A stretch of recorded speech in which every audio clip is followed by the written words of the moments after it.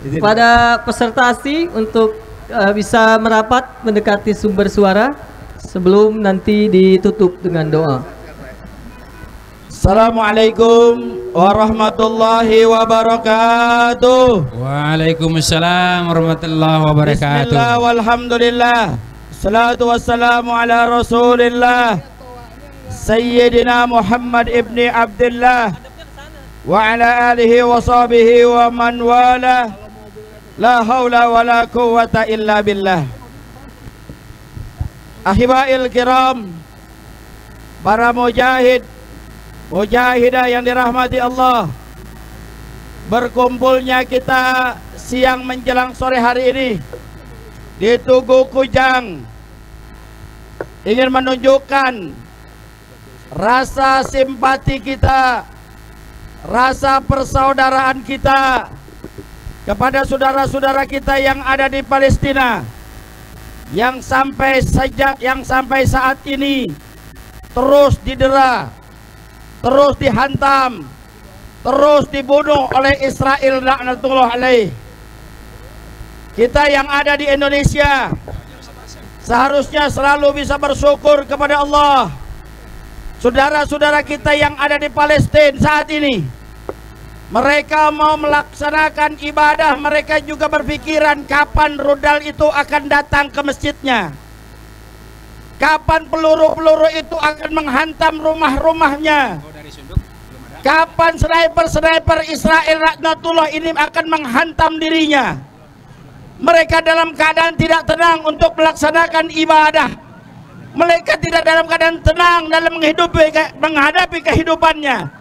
Tapi kita di Indonesia yang hidup dalam keadaan nyaman, dalam keadaan damai, dalam keadaan yang tidak kekurangan apapun, bertanya dalam diri kita, apakah kita sudah bersyukur kepada Allah?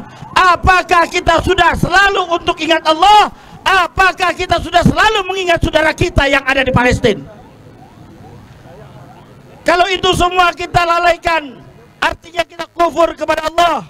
Kita ingat saudara kita yang dibantai, saudara kita yang dihantam dengan peluru, saudara kita yang dihabisi keluarganya, sanak familinya oleh musuh-musuh Allah. Maka dari itu, kumpulnya kita di sini adalah menguatkan ukhuwah di antara kita, menguatkan persaudaraan di antara kita. Allah ingatkan, wa'tasimu bihablillahi jami'an wa la tafarraqu. Berpegang teguhlah kalian pada tali Allah. Apa tali Allah? Dinullah. Apa dinullah? Syariat Allah. Wa la tafarraqu. Dan jangan kalian terpecah belah. Ketika kalian terpecah belah, gampang kalian diadu domba. Tatkala kalian gampang diadu domba, maka kalian akan gampang dikalahkan oleh musuh-musuh kalian. Saya mau bertanya, siap bersatu? Siap kompak? Yang jawab sedikit benar ini. Dan yang aksi yang banyak, Masya Allah, emak-emak ini, para mujahidah. Enggak di Bogor, enggak di Jakarta. Kalau udah urusan emak-emak yang turun, kelar biasanya urusan tuh. Polisi enggak ada yang berani. Betul? Mama siap kompak? Siap bersatu? Siap. Dengar nggak tadi ustazah kita ngomong? Hilangkan semua yang berbau afiliasi dengan Israel yang ada di dapur kita. Siap nggak? Siap nggak? Takbir! Allahu Akbar! Hibail kiram, kita kudu bersatu. Bersatunya kita akan menjadi satu kekuatan yang luar biasa. Bersatunya kita bisa untuk meruntuhkan segala musuh. Tapi saat ini umat Islam sepertinya susah bersatu. Umat Islam gampang terpecah belah. Umat Islam gampang diadu domba. Bahkan umat Islam menjadi pengkhianat bagi agamanya sendiri. Ada yang begitu? Ada yang begitu? Ada. Jadi pengkhianat agamanya sendiri ada. Banyak. Dia musnahkan agamanya dari dalam ada. Banyak. Padahal Allah sudah ingatkan, Muhammadur Rasulullah wallazina ma'ahu asyidda'u 'alal kufar ruhama'u bainahum.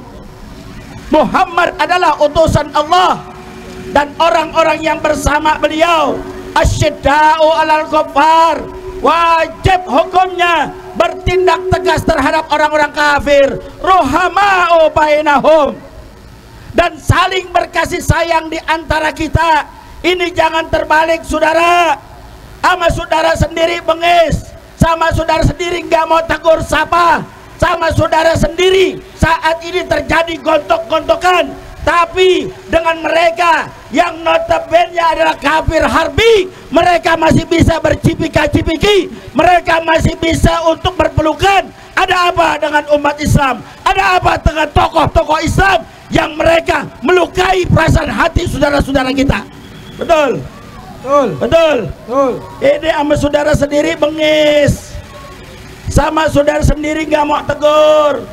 Cuma perbedaan mazhab kita berantem, cuma perbedaan furu'iyah kita berantem, cuma perbedaan harokah kita berantem. Tapi dengan orang-orang non muslim kalian bisa cipika-cipiki, kalian bisa berpelukan, kalian bisa bersenyum-senyuman. Ada apa dengan tokoh-tokoh Islam seperti ini?